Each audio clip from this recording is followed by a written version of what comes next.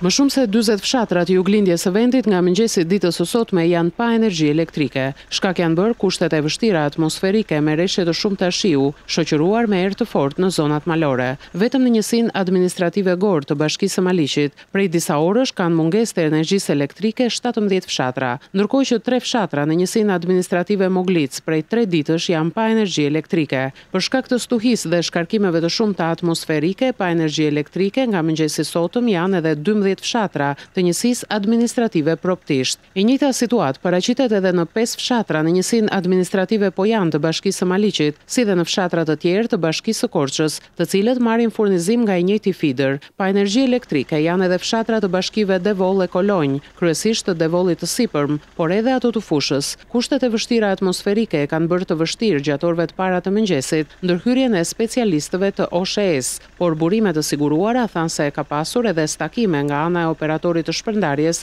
për shkak të shkarkimeve të shumta atmosferike në këto zona. Zyrtarisht bëhet me dije se grupet e OSHE-s janë në gatishmëri për të normalizuar situatën e rëndë të krijuar.